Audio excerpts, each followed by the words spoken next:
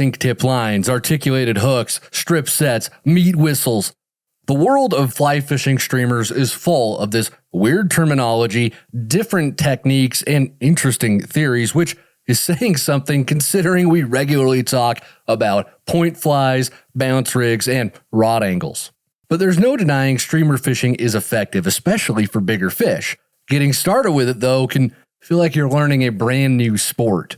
Now, in some ways you are, but streamer fishing is a lot simpler than it appears. If you can catch fish on dry flies and nymphs, you've already got most of the skills you need. This week on Untangled, we'll walk through the basics of fishing with streamers so you'll feel comfortable with it the next time you're out on the water. This is Untangled, fly fishing for everyone, presented by Ventures Fly Co. Hey everybody, welcome to it. This is Untangled, and I am your host, Spencer Durant. Excited to be here and chat about streamer fishing this week. I love fishing with streamers, and I know I've got a bit of a reputation for being a dry fly enthusiast, and that's not without warrant, right? I talk about fishing dry flies all the time, but streamer fishing is equally as fun, just in some different ways. I really enjoy it, and I do default to dry flies, but streamer fishing's my next favorite way to fly fish. It's engaging in a different way, and I love the feeling of a big angry trout just T-boning that streamer in the river. It's a fun, unique, engaging way to fish. So we're going to get right into that. But before we cover that, I just want to give a quick shout out and a thank you to everybody in the school group who left questions and comments about streamer fishing. When I decided that this episode of Untangled is going to be about streamers, I dropped a post in school and asked, give me your questions, give me your frustrations, what are your pain points with fishing streamers? And the response I got was incredible. Y'all knocked it out of the park, and your responses really did shape the show today. So thank y'all for that. And if you're not aware of what school is, best way to describe it is it's like Facebook, but it doesn't suck. No stupid politics, no dumb memes, just a bunch of anglers chatting about fly fishing, sharing pictures, patterns. It's a great place to hang out and keep the fire alive if you can't be on the water as much as you'd like to be.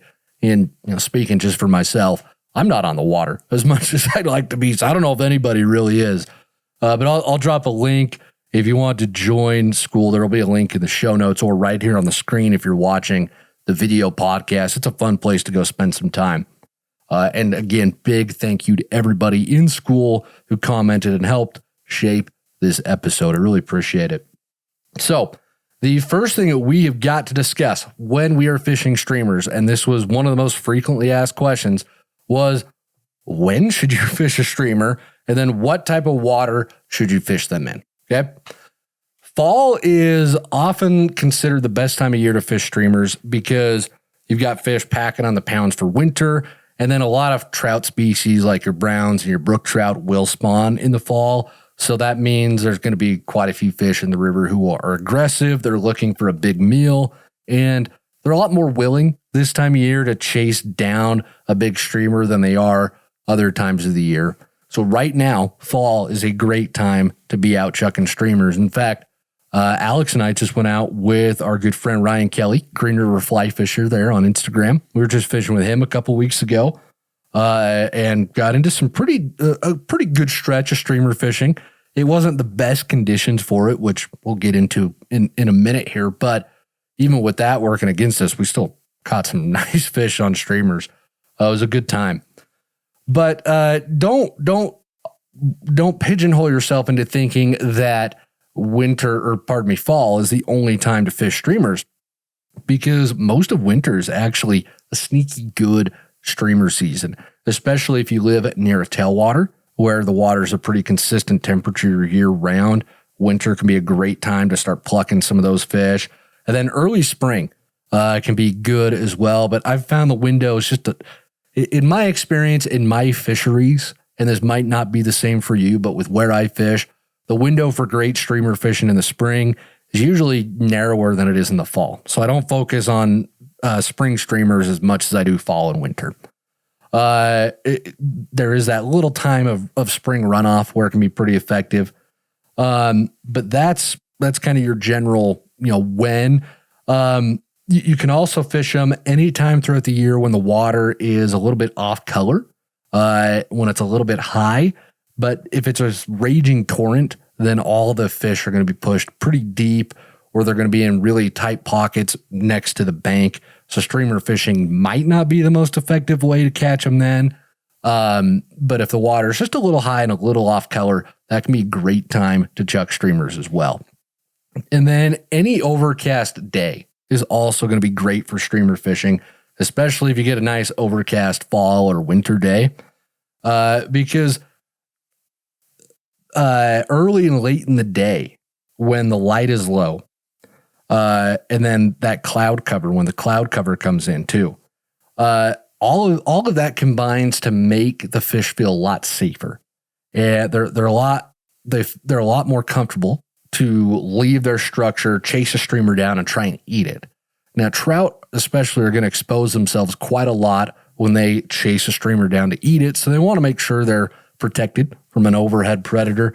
It's kind of like when I'm trying to sneak a snack at night and I don't want to share with my wife. I'm like being real careful not to crinkle any wrappers or anything, and I don't go into the bedroom and eat it. I eat it out the kitchen like, oh, I'm sneaking this. The trout feel the same way. They want to know that they're safe and comfortable. And so those overcast days and then your low light situations early in the morning and late in the evening make the trout feel a lot safer about moving around. So the streamer fishing really tends to pick up quite a lot during those periods of time. If there's a really big bug hatch going on, you've got a lot of blue wings hatching or midges coming off or even trichos, then the fish generally, in my experience, don't pay a ton of attention to those streamers at that point. They'll snack on the bugs instead. But if it's just kind of a sporadic catch where you're seeing a few of them here and a few of them there, and you're not really seeing heads up and risers eating those bugs, or if bugs aren't hatching at all because it's cold and it's windy, then that's going to make your streamer fishing even better. If that's really the only big food source that's moving around at that point, the streamer fishing can be pretty stinking good. So just to recap all of that, because I know that was a ton, I will fish streamers in fall and winter when it's overcast and then during high water. I won't fish streamers on bright sunny days, midsummer, or when a big hatch is coming off. I just like to keep it all within those confines. And then something else before we move on to what type of water to fish them in, just real quick so that we're all clear. This is another question that we got a bunch in school was, what exactly do streamers imitate? Because we understand that dry flies and nymphs are imitating our aquatic insects, but then you pull out a big 4-inch slump buster or meat whistle or whatever, and what's that supposed to be? Well, streamers are meant to imitate bait fish, red side shiners, other minnows, kind of like that. Other trout, honestly, they'll imitate a lot of them. They'll imitate leeches, crawdads, those bigger aquatic life forms that aren't insects, that are just cruising around. That's what your streamers are going to imitate, those bigger ticket meal items that your tiny little bugs are never going to pass for. So the big stuff that the fish are going to move for, that's what your streamer is tied up to imitate. Because as we know, all the trout get predatory and piscivorous, which means they'll eat other fish at some point. So they'll start snacking on little minnows. They'll cannibalize each other sometimes if they really have to. And then they love crawdads. They love leeches. So being able to imitate those, just giving you another tool in that toolbox to put flies in front of fish and make them look real. Will make them look like something those fish are going to go ahead and eat. So let's talk about what type of water that we need to fish these streamers in. Personally, I have the most luck in any water type except for riffles. So riffles are those shallow, quick sections of a river where there's very little structure in riffles. The fish can't really hide in the riffles too much. And especially in fall and winter, the water's super low and super clear in the riffles. So finding the fish there in the winters and the falls, not not the most common thing you're going to see, especially all day, like they will be in the summer sometimes. And this isn't to say that fish absolutely won't eat streamers and riffles, but if I'm tossing streamers during the fall, I'm targeting my runs, pools, any of the pockets of calm water near the banks, any of the seams, anything like that I can find, where it's just good fishy water, places where fish are going to hang out. Riffles are great fishy water, but not so much during fall and winter. All these other places that got just a bit more structure, a bit more cover for the fish to hang out and ambush whatever, bait fish, leech, crawdad, whatever is swimming by them. So that is the type of water that I'm looking for. Really, it's pretty similar to the type of water you'd want to fish your nymph rigs through. That's the kind of water you'd also want to streamer fish as well. Let's talk next about rigging up streamers. This is another very common question that we got. I prefer to use a 6-weight rod for trout streamers. That's my favorite. That's my go-to. Even the larger trout streamers are fine on a 6-weight. And then I also use a sink tip line. So a 6-weight with a sink tip line. That 6-weight rod and the 6-weight line, they're heavy enough that they'll handle those larger streamers just fine. But it can handle nymphing very well if you decide that you need to switch things up during the middle of the day. Or if you just, a little bit of wind comes up, it's just going to be a better rod for streamers than that 5-weight, because you pick the rod that you need based on the size of flies that you're going to throw. 5-weights can throw a pretty wide range of flies and do it very well, but a 6-weight is really designed to handle heavier, bigger flies. So that's why I gravitate towards that for my streamer fishing. Now, if you're consistently fishing a lot bigger streamers and you're chucking for a lot bigger fish than most trout, if you're going after I can't talk. Podcast host that can't talk, that's embarrassing as all get out. Bass, I try to combine bass and pike together into one word there.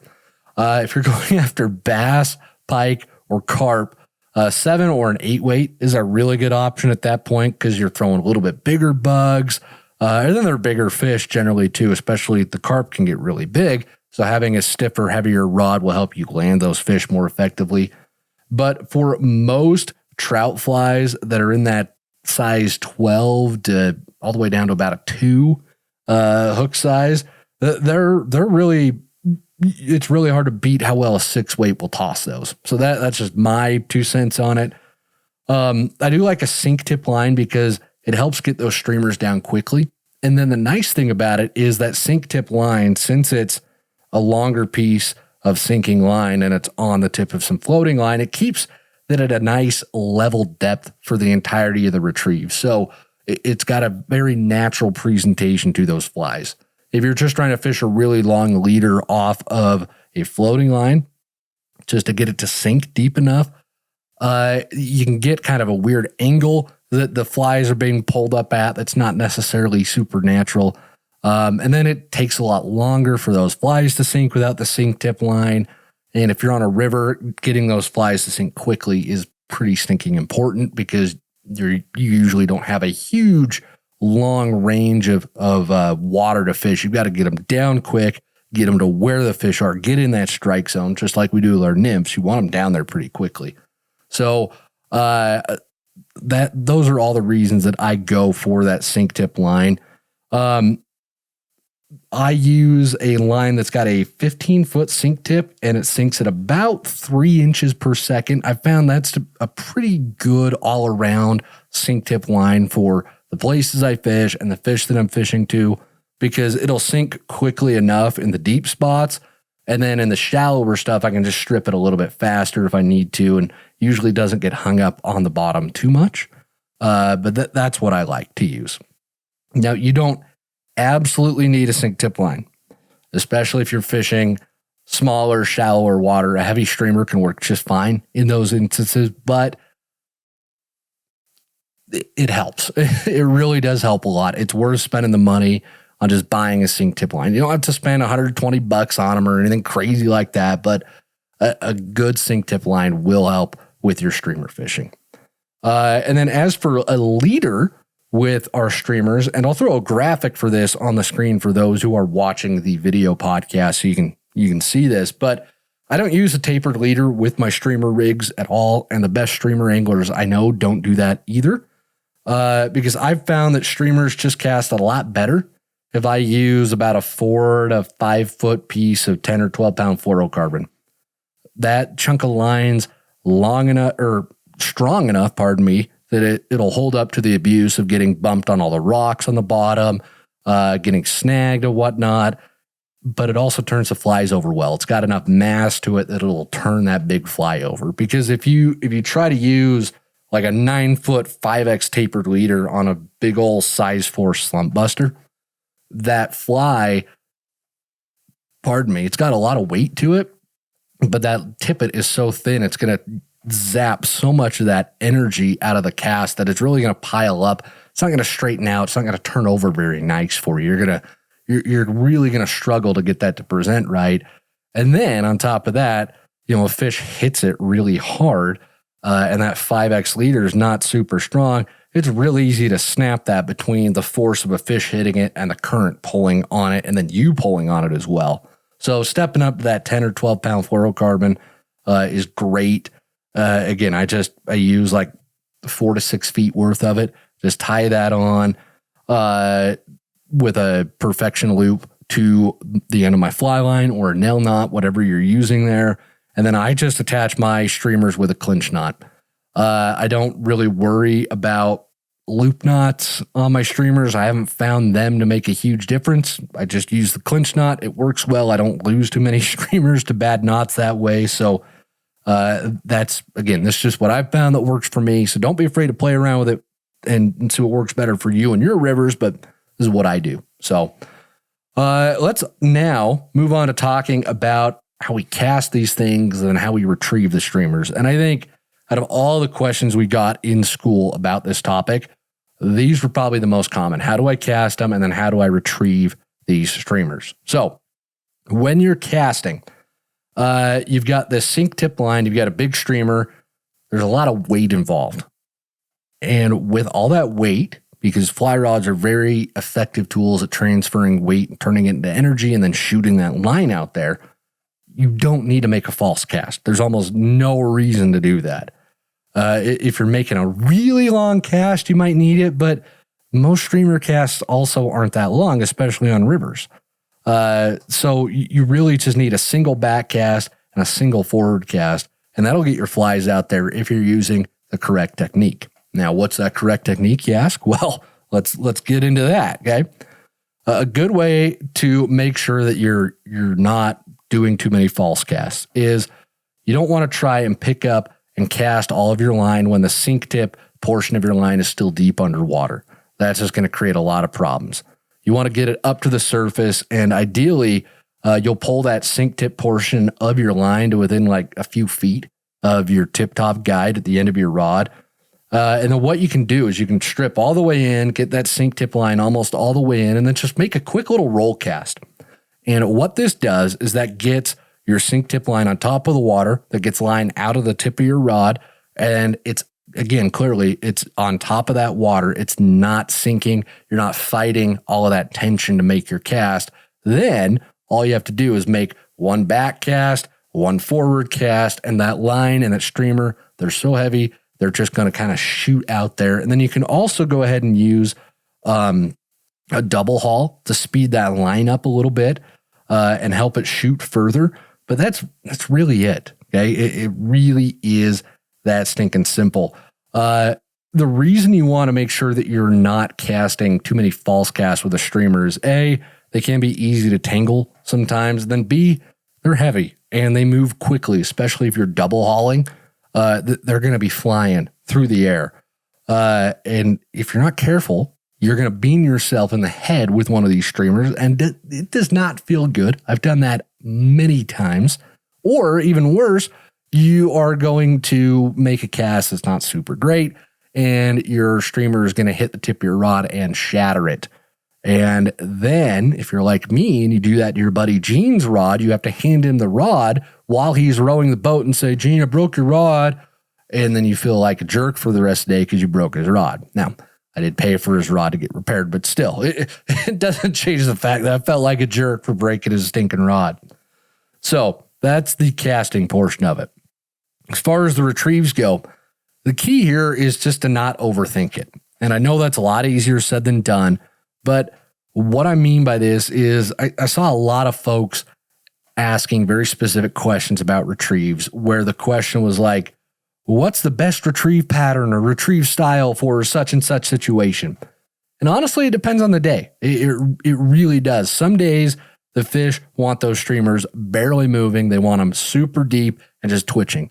Other days they want them moving a little bit faster. They're not going to commit and make that eat unless that streamer's really cooking through the water.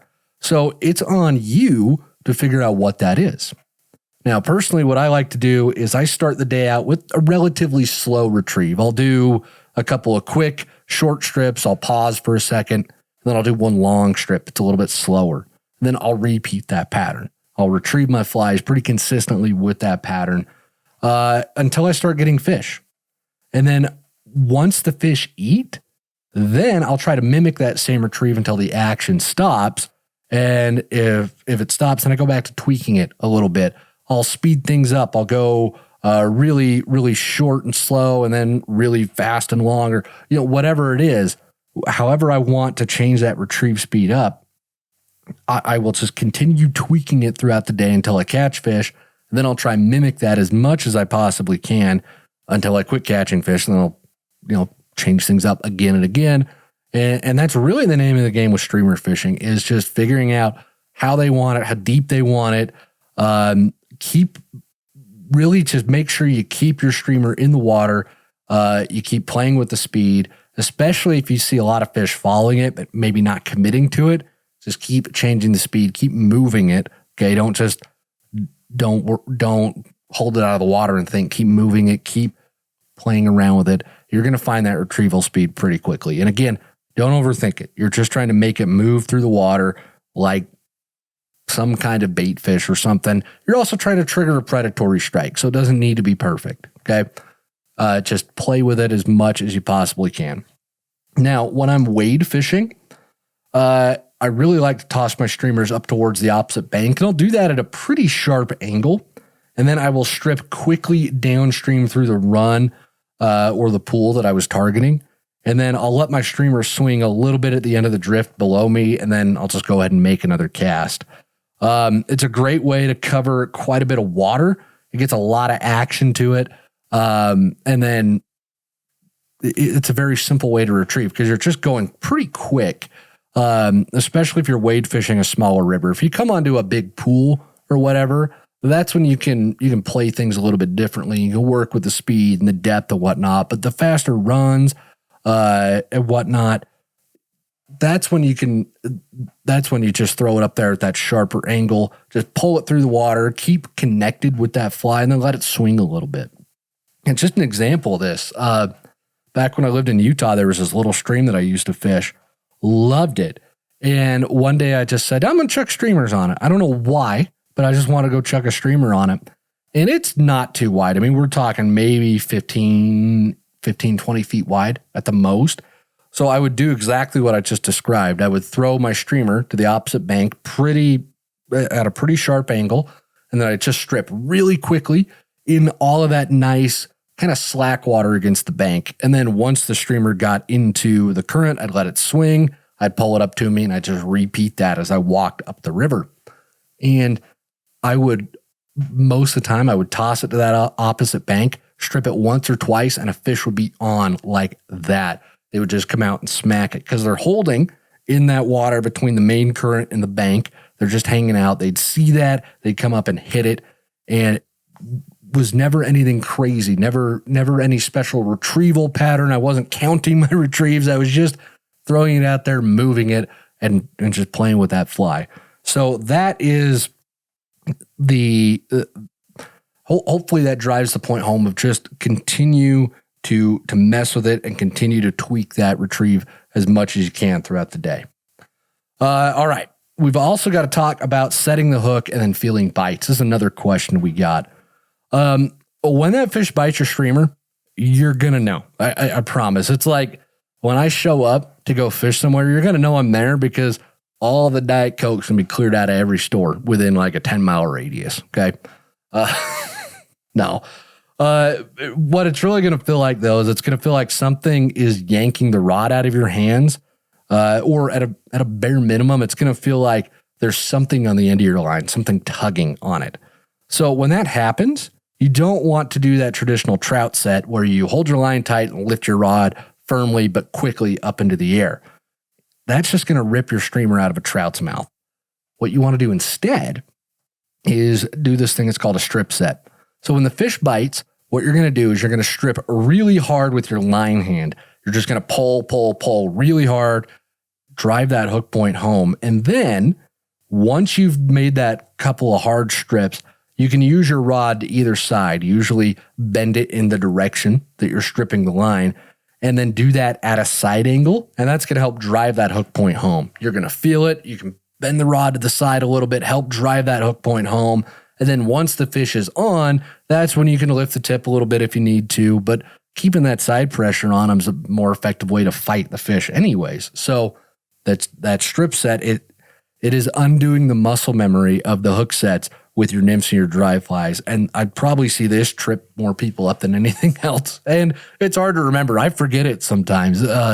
When me and Ryan and Alex were out fishing streamers, like I was mentioning earlier, I trout set on a couple of the bites that I got because it's just so ingrained. You have to remind yourself, okay, no, strip set. So it takes a little bit of time, but that's how you got to do it. And then lastly, let's talk about size and colors. Okay. There's a million different streamer patterns out there. And I know a lot of folks who swear by this one or by that one. And in all honesty, I've had a lot of luck with a lot of different streamer patterns over the years. So I think it's a lot more about how you fish it than really what pattern you're using. Because at the end of the day, you're using that streamer to mimic the movement and the shape of something in the water, but you're also triggering a predatory strike. And a lot of times it'll surprise you. If you fish with streamers a lot, you'll end up catching a fish where the streamer's bigger than the fish or like the same size as the fish. And you wonder, dude, what convinced you that you could eat this? Why did you come and freight train it like that? So you'll see that often. So that's another reason why I'm not super sold on patterns mattering a ton. Now, for things like Atlantic salmon or steelhead fishing or whatnot, the patterns definitely do matter, especially color and whatnot. But for a lot of your trout fishing, I don't. It's hard for me to sit here and tell you, oh, well, use these ones and don't use these ones. It really is just about finding ones you like, finding ones that the fish around you like as well. I tend to favor a lot of patterns that got a lot of marabou or rabbit on them, along with a lot of weight, and then not a ton of flash. I like some, but I don't like it overdone. I want a lot of movement in my streamers. That's what the fish where I am fishing, that's what they seem to like. They like a lot of movement, a lot of pulsating movement that you get with the rabbit and the marabou. But for you, it could be different. Your fish could like something a little bit more understated. They might like the Clouser minnow, for example, which it's funny. The Clouser's great. I've used it to catch some nice salmon, some nice Dolly Varden up in Alaska. But then when I throw Clousers on the Green River in Utah, for example, they never really do too well for me there for whatever reason. Even though they're a great fly, I've just never had them produce a ton of fish for me in that river. So every fishery is going to be different. And it's a lot more of playing with the different patterns and just seeing what your fish like more so than it is, oh, I've got to use the meat whistle or I've got to use the gonga, nothing else. It's what do the fish like? Okay. And then just fish that one. And then colors, I do pay attention to the rule of if it's a bright day, you want to fish bright flies. And if it's a dark day, you want to fish dark flies. It's an old saying in fly fishing, and that really seems to work for me. But I also tend to just fish a lot of flies that are white and gold or white and brown. I like a lot of that white.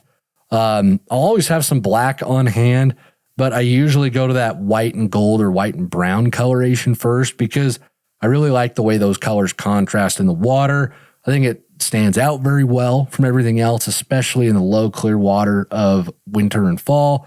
So that's why I'll go that route. But again, your fish might like something else. So it's all about experimentation, just looking to see what you can find.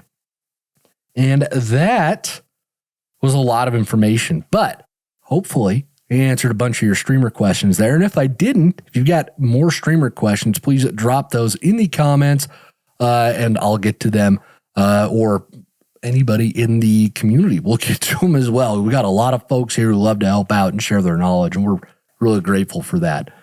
But that wraps up the open of the show on streamers, and it is now time to move on to the Q&A portion of this week's show. And every week here at Untangled, we spend half the show directly answering questions from listeners and viewers just like yourself. So if you've got a fly fishing question that you would like answered, you can go ahead and send those in to us. There's a link to send those in down in the show notes or right here on the screen if you're watching the video podcast. Merrick from Alabama's got our first question this week, writes in and says, "Hey, Spencer, I started fly fishing in April this year and picked out a starter kit online that has a basic 9-foot 5-weight rod and standard reel, fly line, etc. that came with it. I'd love to upgrade some things for Christmas this year, but have no idea where to start. What would you say is more important to invest in as far as the essentials go? Rod, reel, fly line, etc. And where would you start learning and narrowing down what is best for you? Really love the show. Thank you." It's a good question. Thanks for sending it on in. A lot of folks will tell you that you need to upgrade your fly line first off, and that you should spend some money there. And I don't know that I really agree with that, to be completely honest. We hear this a lot, and I'm not saying that quality of fly line doesn't matter because it does, but it's not so much the quality of the line that matters as it is the taper of the line.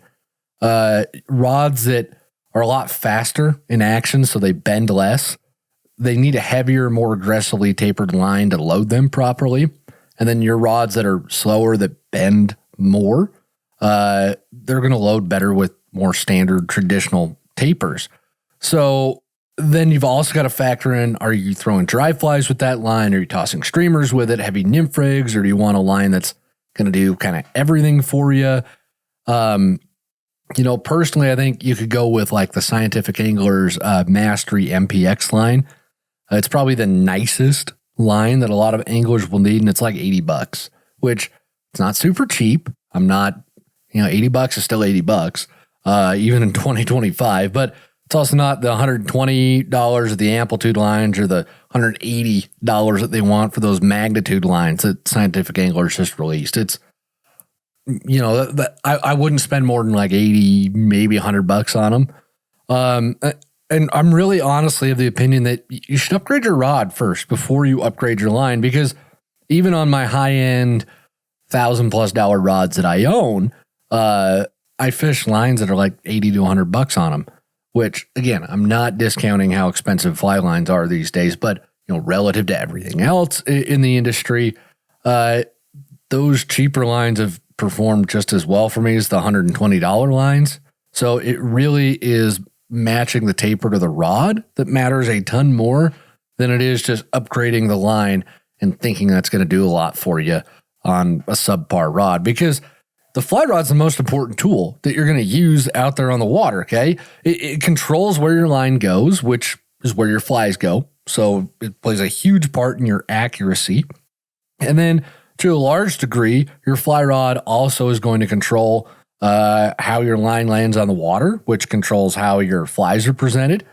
And then on top of that, your rod completely dictates what style of fishing you can do effectively during the day. If all you have is a 7.5-foot 3-weight, you're going to have a really tough time throwing long nymph rigs and fishing them super deep, because that rod is too short and light to handle a really big, heavy rig, and then those long mends that you need for that kind of fishing. So I would upgrade to a medium fast 5-weight, 9-foot 5-weight that's got enough backbone for small streamers, a little bit larger nymph rigs, but it still has enough give in its action. It's still slow enough that it's going to present dry flies very well on top of that. And just a couple weeks ago, actually, Alex and I, we were out fishing. We had our fly flinger rigged up with a dry dropper set up, and we were throwing pretty long casts from what we were on our boat out on the river. But Alex also uses the fly flinger all the time on a lot smaller water, and that's the rod that he caught a 24-inch brown on this year. So, or no, it was last year. So that medium fast 9'5" weight. So that's what I would upgrade to. That's just where I would be. Definitely go check out the fly flinger if you're interested. But your fly rod's the most critical piece of gear. That's what I would upgrade first. And then if you want to learn more, because you also mentioned learning more about rods, reels, and line and all of that stuff. We've done a bunch of content on this. I would recommend that you watch episodes 2 and 7 of our beginner masterclass, and then episode 101 of Untangled.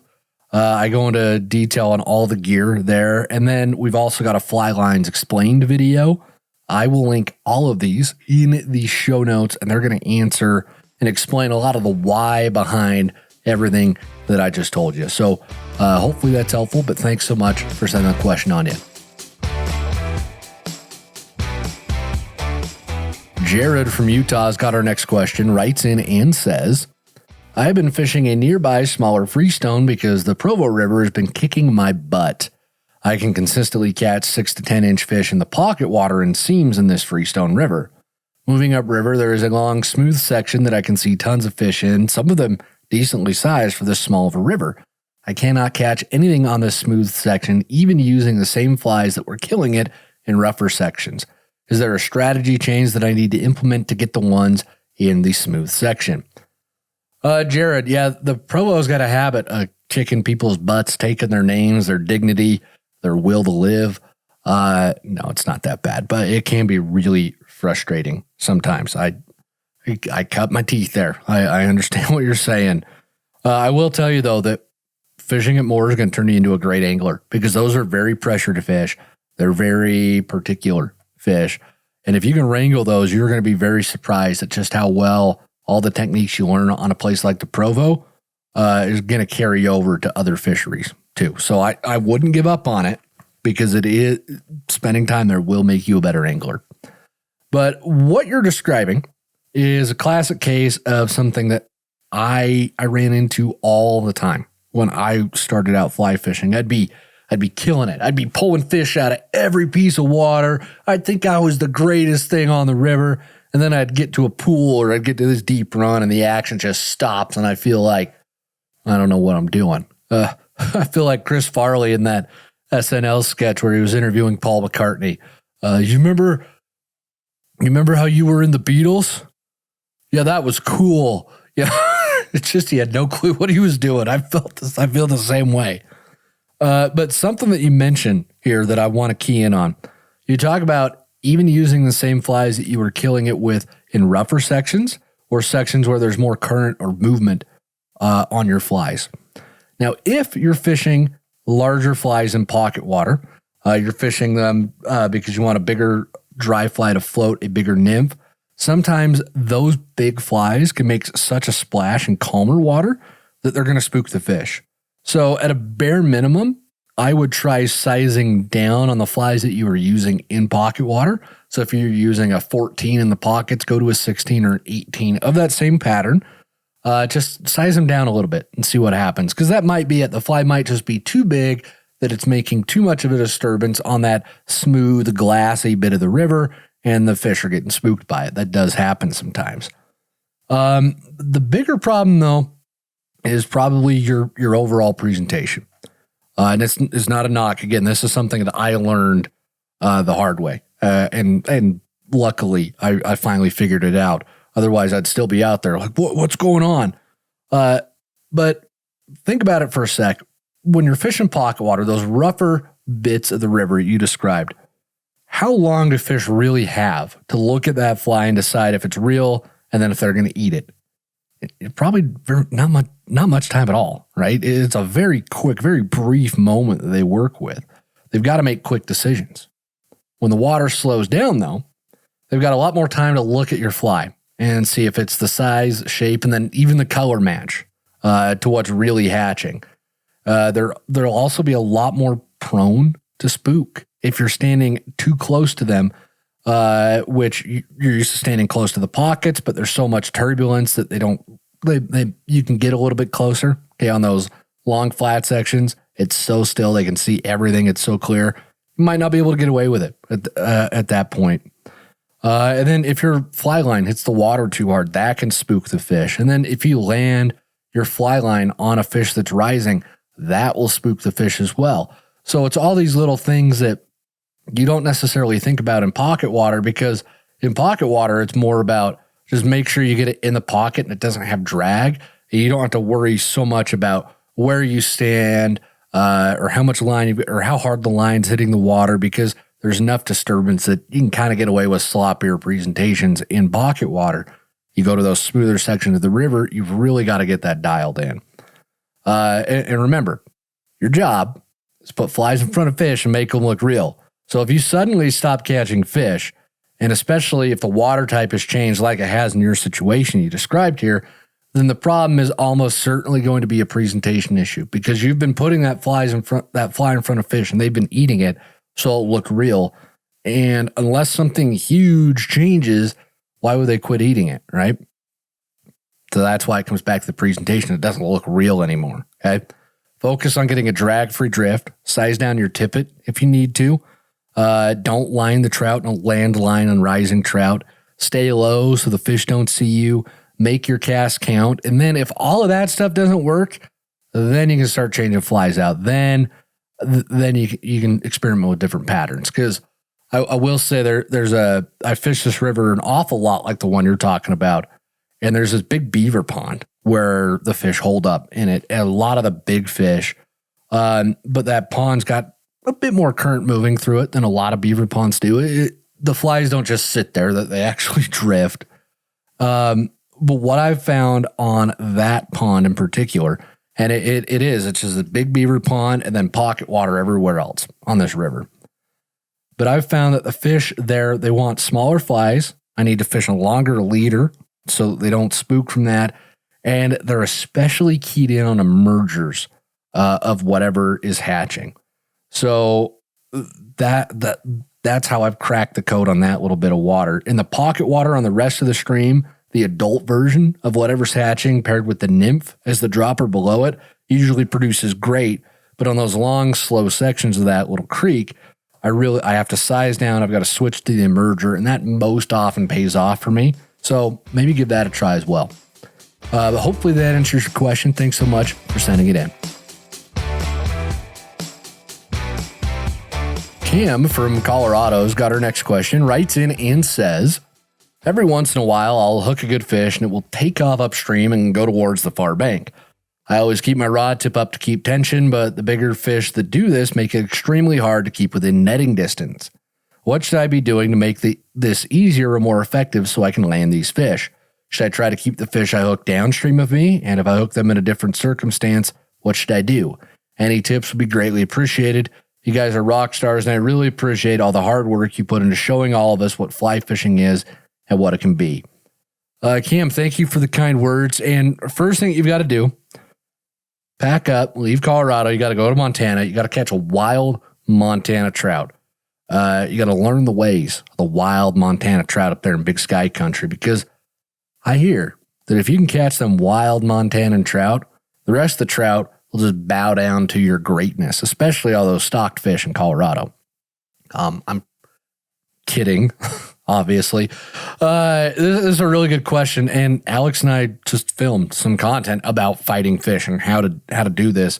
So it's pretty fresh in my mind here. So what you want to do when you're fighting fish, number one is you've got to keep tension on the line. So you got that nailed down. You talked about that in your description here. But if you don't keep tension on the line, if tension slips for even a minute, even with barbed hooks, it's very easy for that hook to slide right out of the fish's mouth and boom, you don't have a fish on anymore. And it's frustrating. It's discouraging. It's disappointing. It's all the bad adjectives we want to throw at it. Okay. So tension has to happen. Now, the next thing to think about is when you're fighting fish on a fly rod, you're not really fighting the fish so much as you are guiding the fish towards you by using pressure. So what I mean by that is when you hook into a fish, on conventional fishing gear. You've got a really stiff rod and usually pretty tough line. You can just kind of pull the fish where you need them to go. They'll throw it sometimes, but you can usually yank on those fish a lot more than you do on a fly rod. That's because on a fly rod, you've got usually lighter lines, smaller hooks. You've got to let the fish fight itself a little bit. So you want to think more of I'm trying to guide the fish where I want it, and a lot less of I'm trying to fight the fish and force it here. We were just out, like I mentioned, just not too long ago fishing, and hooked into a decent fish on a dry fly, and it swam right towards the boat. So I stripped line in, I kept tension on it as best I could, and then I got under the boat, and it just kind of sat there. It wouldn't come out from under the boat. It didn't want to move at all. And so I really had to get creative with those rod angles, but I knew if I pulled on it too much, I was going to probably break the line at that point. So what I really had to do is I just had to figure out, okay, how do I give pressure to get it to move again? And then once the fish started moving, then I used the rod to apply side pressure to get that fish to come to me. And if you don't know what I'm talking about with side pressure, when the fish is running, if you keep that rod tip straight high in the air like you described, you're only really using the tip of the rod to fight the fish. And that's not the most effective way to use your fly rod, because the strongest part of your fly rod is the butt section of the rod. So to engage that butt section and to use the lifting and pulling power that's in the lower portion of the rod, what you do is you turn the rod to the side. So you're still keeping tension on the fish, on the fly and everything, but you move that rod to the side. That engages all of the rod. You've got lifting and pulling power. You can really help that fish move and guide it to where you want it to be. So that's what I mean by side pressure. And then last but not least, don't let the fish get downstream of you on a fly rod. That's just a recipe for losing them. It happens all the time when they get downstream of me, and it's really frustrating. They'll just make a run, and sometimes they do. They just get downstream of you, and there's nothing you can do. When they do make those downstream runs, I like to try and move. I'll run down the river, run down the bank, whatever I have to do, and try and get that fish back upstream of me. But I generally want those fish upstream of me because that's when I have the most control over them, and I'm pulling at the right angle to where my fly is being driven into their mouth instead of pulling it out of their mouth, which is what happens when you're fighting them from when they're downstream of you. So hopefully those little tips will help you out, Cam. And thank you to everybody who sent in their questions this week, because it is now time to wrap up our Q&A portion and go into the Live Real Life moment of this week's show. Every week here at Untangled, we end the show by sharing a story and a picture from someone out there in the VFC audience who is living real life, spending time on the water, learning, fishing, just having a great time. We love to see what y'all are up to hear about it. It's what makes the world go round here at VFC. So if you've got a fly fishing or a Live Real Life moment, that you would like to share, then you can go ahead and send those in to us. There is a link down in the show notes or right here on the screen if you're watching the video podcast. And this week's Live Real Life moment is from Kenny, who writes in and says, a few days after Christmas 2023, I was up fishing a river in the Sierra Nevada mountains. At this point, I had only been fly fishing for about 6 months and still considered myself new to the sport. This river is known for getting a lot of activity, and the fish can be very picky, but are also known for getting very big.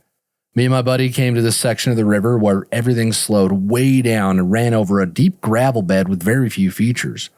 On the far side of the river, there was one big rock that created a beautiful pocket, and I just knew there was fish sitting in the soft water. I slowly made my way across the river, fishing the gravel bed, not expecting much. I finally got across and was standing between belly button and chest deep, and threw a few casts on the seam created by the rock, and nothing. I was fishing a Pat's rubber legs with a small black midge pattern behind it, and came to the realization that I wasn't sinking enough. I had no idea how to add split shot to my rig and was too lazy to tie on a heavier stonefly. All of a sudden, I got the idea to cast it further above the rock and throw a huge upstream mend to pull the indicator upstream and allow the flies to catch up to the indicator and sink deeper. Sure enough, the first time I do this, the indicator slams down and I set the hook on this beautiful brown trout. Me and my buddy took much longer to net this fish than I'd like to admit, but we eventually got it landed and got a rough measurement of somewhere just over 20 inches and then safely released the fish. I'd been fly fishing for over a year and a half, and although it's not a lot of time, I've caught a decent amount of memorable fish, but can safely say this one tops them all and likely will for a long time. Kenny, that is awesome. A way to problem solve your way out on the river, man. Love it. Love the story. Thank you so much for sending it in. And thank you to everybody who listens and watches the show every single week. Y'all do more to help us out than you know. And if you'd like to do even more to keep helping us out, you can tell everybody you know about Untangled and VFC. Share the good word. You can also rate and subscribe to us wherever you're listening to this show right now. The more ratings and subscriptions we get means more folks that we can help live real life. And speaking of living real life, go spend some time out on the water this week. Don't get too cold, though. Enjoy yourselves. And until next week, everybody, live real life.